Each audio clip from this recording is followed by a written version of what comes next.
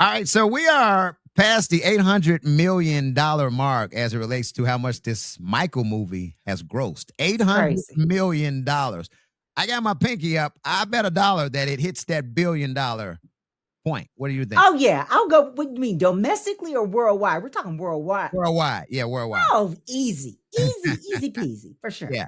On track to be the highest grossing biopic ever made. So shouts out to Jermaine, because he's one of the producers. Is he? Yeah, he's one of the producers of Michael. So, I mean, he hold out his son to do the movie. So, This is true. you This know, is true. he better make some money off that thing. So he gonna get this money, and I bet you he still don't fix that head at all. Not at all. At all. So let's continue to touch on all these Jackson facts. Of course, the movie is successful. You know what I just found out being on the air and announcing like celebrity birthdays? A lot of their birthdays are in May. Mm-hmm. The other day, Rebe and Latoya celebrated their birthday on the same day. Did you know that? Oh, I didn't know the same day. I had no idea that both of them, their birthday is on May 29th. Nice.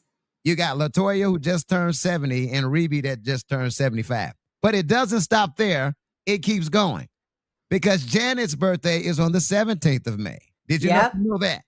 I knew that. I knew she just turned 60, and she posted all of this stuff on social media. That was the actual party that they had for her. So that was cool. Also, Jackie celebrated his birthday on May 4th.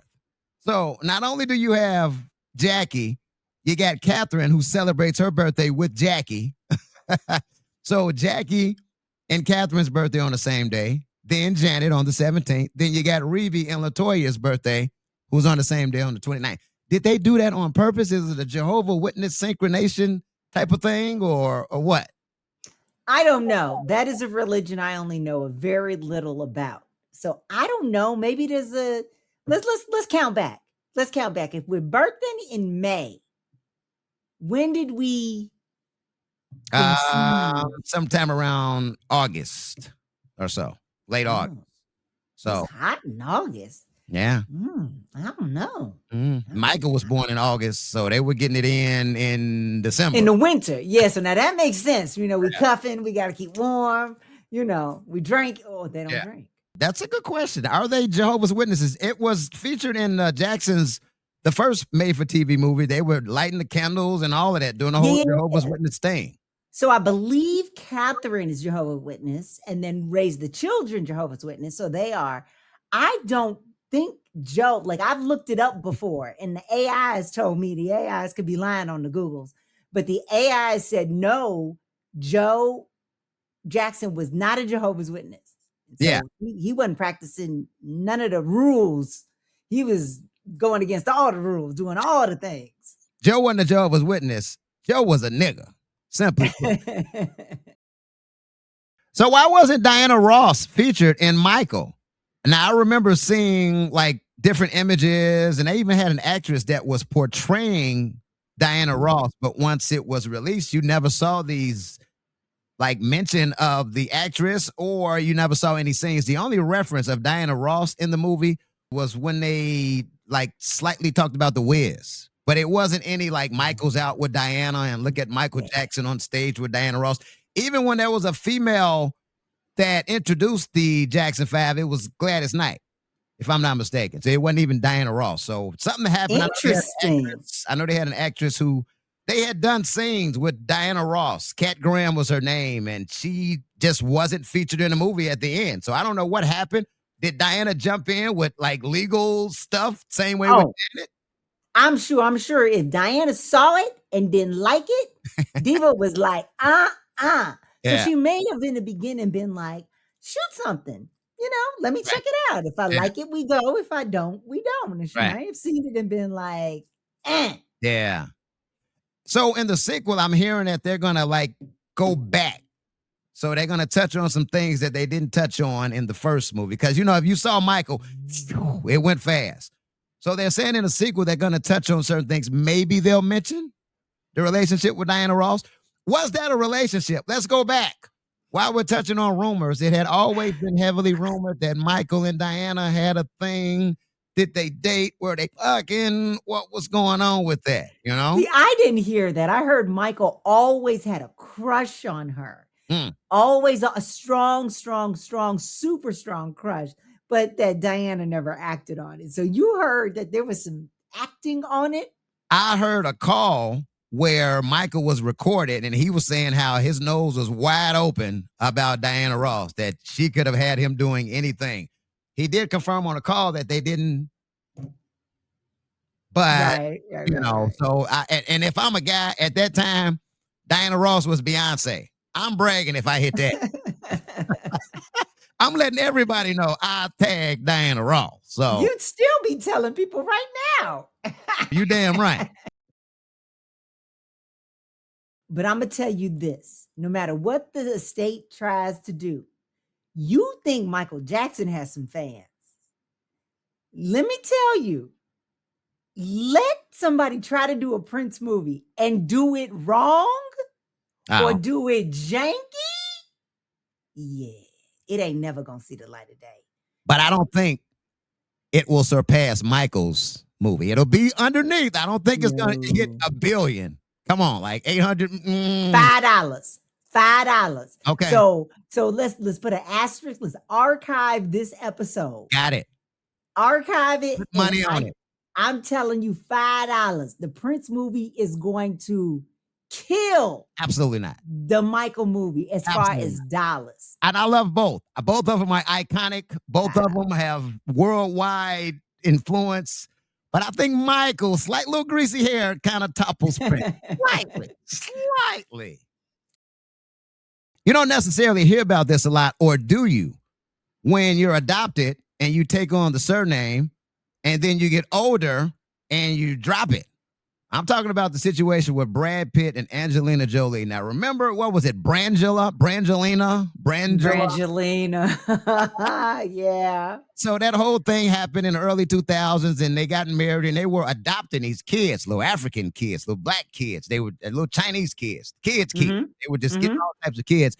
Now here we are 15 years later. These kids are all grown up. And being that the marriage is done, they're dropping Pitt from their last name. Yeah, because their legal last name when they were adopted was hyphenated. It was Jolie Pitt. Right. But it's not that they're just older. I mean, it was a contentious divorce between Brad Pitt and Angelina Jolie. And Right. supposedly there was physical violence involved. Brad wasn't in a good place. Brad was drinking. He has admitted he was not his best self and he was drinking a lot. And he's had problems with addiction in the past, but especially alcohol. So it all stemmed from what we've heard because they tried to seal records and records got unsealed, that there was an incident on an airplane. And it happened mainly between Brad Pitt and Maddox. Maddox is the oldest child. So Maddox is Angelina's first baby that she adopted. And that was at the time where she was technically still married to Billy Bob Thornton. And she adopted that baby alone. And then, so when she brought that baby to their little relationship, and then everybody put Pitt on the end. So, they had some babies that Angelina got on her own before. But anyway, so supposedly there was some fight on an airplane in midair between Brad and Maddox. And they've been trying to hold, what the details were. And the kids took sides. Yeah. They clearly took sides. So Brad really doesn't have a relationship with his kids anymore. Doesn't talk to them. They don't talk to him. He don't talk back. Did he? So, by the way, Maddox is the latest one that is legally dropping Pitt from the surname. So Maddox is the one that's like, I don't want Pitt. I'm going to stay Jolie. But I used to look at those pictures and images and I would say to myself, does he really want all these kids? Little black kid, little Chinese kid. Is he the one, the driving force in this? Is he the one that's like, let's go to Africa? No, let's pick out that one. Let's go to China. No, is it him or is it all her or what? Well, let's not forget they have 3 adopted children and they have 3 biological children. Okay, because I was going to ask, do they have any children of their own? They have Shiloh.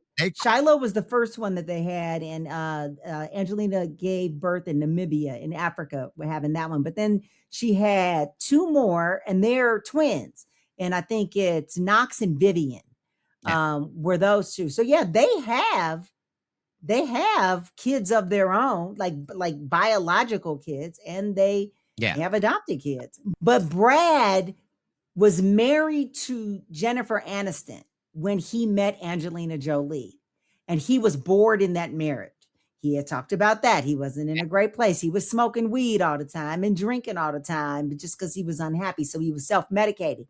There was something very appealing about Angelina Jolie's life that he wanted to do. He wanted to be more philanthropic. He wanted to volunteer his efforts more and make more of an impact on a global stage. That's when he started building those houses and helping after Hurricane Katrina. He wanted to do things like ride motorcycles, and like, she seemed so exciting in so many ways. He was attracted to that lifestyle. And so that was why he was attracted to her. And he wanted some of that to rub off on him. He admitted it. Jennifer couldn't have babies. She couldn't. It wasn't that she decided not to. Jennifer later came out and said she really, really wanted children. And she tried and had so many miscarriages, and people didn't know about it. They thought she was putting her career over her family with Brad and having children. She can't have kids, to the point that Adam Sandler, who's one of her best friends, he every year sends her a gift and sends her flowers for Mother's Day, because he's been there through all of the decades of her trying to have babies. He think he's slick. That's how he No, he's not. Man will wait 20, 30, 40 years until it's that perfect time. Trust me. That's bad. This Great American State Fair. Tell me you've heard about it. Tell me you've heard. No. Okay, so the country is celebrating its 250th anniversary, and the Trump administration has set up this celebration, right? They already scheduled a UFC fight at the White House, and they have this like a concert festival type of situation where they just released who will be performing. I think the White House should have checked with these performers before they released who was going to be performing, because everybody's performing is like, I won't be here. I'm not showing up. What? So, CNC Music Factory, Freedom, then came out. We ain't heard from him in 40 years. He done came out and said, fuck all y'all. I'm going to perform for Trump. Damn y'all. Everybody dance now. Young MC dropped out. Vanilla Ice says he'll perform. You had Martina McBride, the 80s singer. She's like, nope. You had Bret Michaels. Is it Bret Michaels from Poison? Yeah. He's like, nope.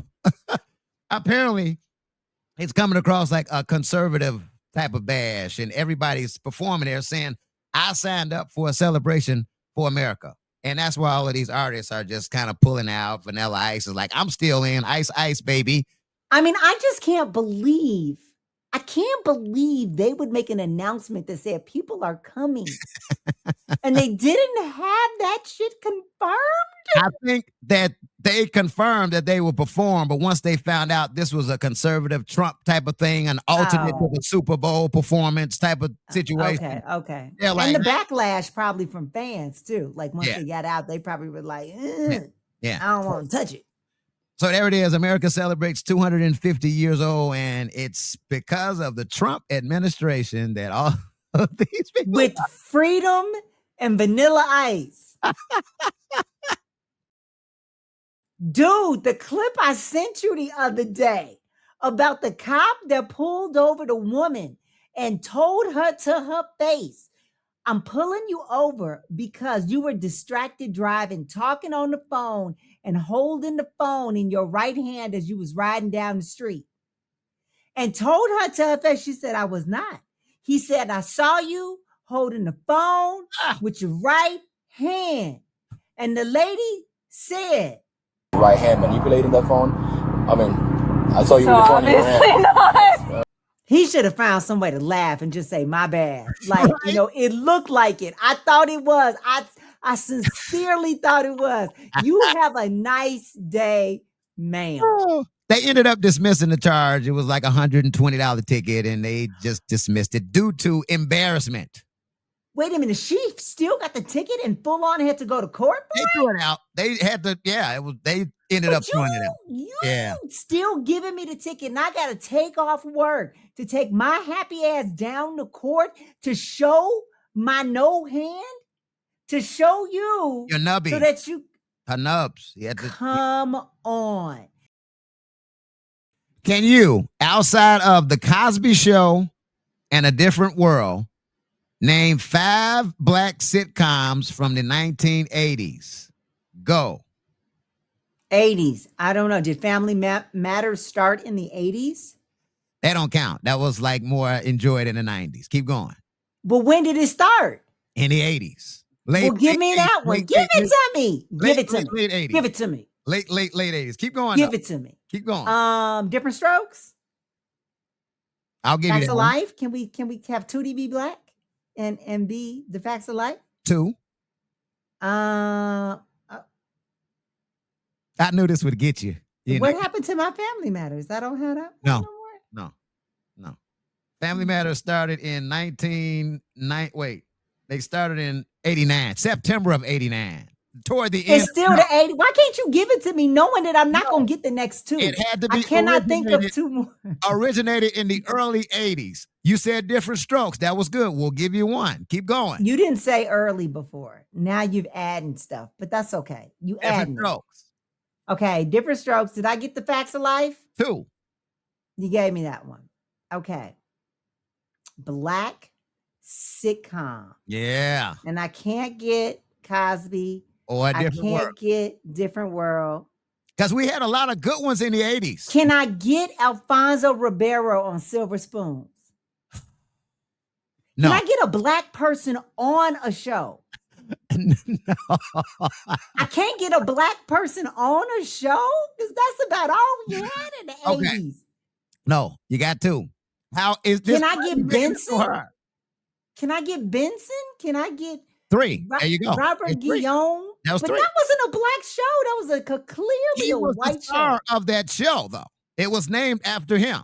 So number 3. That's good. Keep going. 2 more. Do. Wait a minute. What have you given me? You got Benson. You got Facts of Life. You got Different Strokes. 2 more. Do.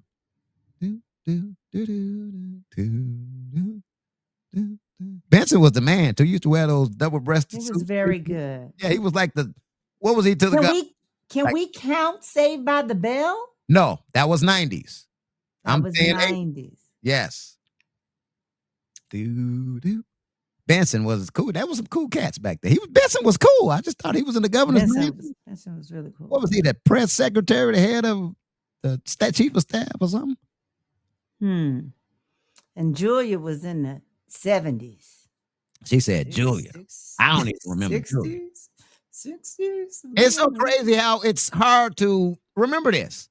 We know we can't count Fat Albert. We can't count cartoons, can we? Sitcoms. 80s, black 80s sitcoms. I'm going to throw out a few of them, okay? Since you gave me 3 good ones, and I'm going to give you credit for that. All right, I'll take my 3. You had shows, and I can't even, let's see if I can answer my own question. You had Give Me a Break. Remember Give Me a Break? Oh, I love Give Me a Break. Oh, what's happening? What's happening now? Because what's happening was in the 70s. Yeah, so what's happening now? I'll give you partial credit on that one. A good 80s sitcom that was black. Well, you just did it. Give Me a Break was it. One more. Oh, you're going to give me a chance for having one more? Who else? Did you see Queen Latifah on the red carpet at the American Music Awards? No. Okay, so it's been a million years since her first hosting. I think she hosted in like 95 or something like that. So it's all these years later that she's hosting again. But she was on the red carpet, whatever color the carpet was, with her partner and their child. So, man, has Queen Latifah come a long way? Because you remember, years ago, Queen Latifah will walk out of an interview if you was trying to ask about anything personal, ask about her sexuality, any of that stuff. Like it was off limits. There was denials going on because remember there was the rumor she was with the personal trainer for years. Was it Jeanette Jenkins? Was that her name? Oh, first and last name. Okay. Keep going. I think that was her. But anyway, there was somebody she was linked to for years. Like it was a serious relationship, but never would admit it, wouldn't admit like any of that, was off limits and just shied away from it. This is just a beautiful moment for her to show up with her partner and their child and just celebrate who she is and just love is love and life is life. Yeah, I mean, that's growth. It was a huge moment for me. I think, anybody who loves Queen Lot, huge. Did she just adopt? Did her partner have the child? Or I have questions now. I don't know all of that. I ain't get into all of that, but it was a little boy I thought I saw on the red carpet. And I don't know his name either, but I can get the information. You know, I can do some digging. I remember interviewing her at the Soul Train Awards like 2002, and she had her girlfriend right there. But we didn't ask any questions because it wasn't known that she had a girlfriend. It was just a woman. But it was if you had addressed it, it was obvious. But if you mentioned it, right, you would see the nostrils flare. And like it was, and they were like, I remember the times where people will come up to you, you remember these times in radio, they tell you what not to ask right before you go talk to somebody. Yeah. And so there was that happened as well. Yeah. So shouts out to Queen Latifah now living in her truth. She's almost 60. I mean, what the fuck do you have to hide at this point? Right. Exactly. So Gayle King did an interview recently and just talked about her ex-husband. Nothing unusual about that. It's common that someone cheats. The husband cheats on the wife and vice versa. So this happened in the mid-90s. She just did an interview about it. Not only did he cheat on her, he cheated on her with her best friend in their house while the kids were there. So the kids were in their house and he's stepping out on Gayle's best friend in their house. They got a divorce. This happened over 30 years ago. Recently, just recently, Gayle did an interview on a podcast and reiterated the fact of what happened, how bogus he was, how disrespectful it was, how he hurt her, etc. The husband comes out and issues a statement and was like, look, Gayle, I get it. I'm sorry. I'm going to apologize to you publicly. I've done it privately and personally. I'm going to do it publicly now. All the pain that I've caused you, all the hurt that I caused for you and the kids, I apologize. I think that was a classy move by my man because, look, here we are 30 years later. Get over it. But he's like more so, look, I'm sorry. I own up to it. However you feel is how you feel. I get it. So that was a classy move by him, right? Wait a minute. What do you mean get over it? Why do you think she's not over it? Just because she's speaking, we have the right to speak about experiences we've been through because this makes up who we are. Not only that, but it helps other people. But this is our story. It doesn't mean we're still hanging on to it just because we're talking about it. I can tell you a whole bunch of things that happened to me. I've mentioned something before and you were like, oh, you feel bad. I'm still thinking about it. I was like, ain't nobody thinking about it. It just came up. I'm so over it. But we are our experiences and we have memories. Got it. You know what I mean? It doesn't mean I'm just like so traumatized right. the day. Right. But me as a man, I guess I'm looking at it on the outside, looking in like, okay, 30 years done passed. Haven't you gotten married and moved on and had other kids and you've built a relationship with other people? You're rich and famous. But I see what you're saying. It's like, okay, yes, that is happening, but shit, this happened too. And it's still happening. It's a part of my story. So I get it. No need to questions come up. You just telling your story, just things like that. If all of a sudden I wrote a memoir or somebody asked me a question, I will answer the question. I'll tell you about experiences that happened to me 20 years ago. Yeah. And I'm way over it. Gotcha. But it happened and we're discussing it in a certain context of that happened in my life. Yeah. I got past it. This is who I am now. Yada, yada, yada. That was good because you'll be stomped down for men, boy. Ooh, you'll be stomped down, 10 toes down for anything that has to do with the male cause. Yeah. So I'm with you on this. It's all good. You're right. I'm for the bros 24/7, 365, 52. Jesus. Yeah, when it's time to be understanding, I get it. And who would cheat on Precious Gayle when she's looking like this in sexy swimsuits? Hello. That wraps up episode 81. We are rolling with these episodes. Yes, indeed. You check out our website, treyandalexx.com, or follow us on all social media and subscribe to that podcast. We are wherever you listen to podcasts, whether it's Apple Podcasts, Spotify, iHeart, We on there. Just search Trey and Alexx. All right, I'm out. Trey the Chocolate Jock. Alexx Dupri. Deuces. Holla.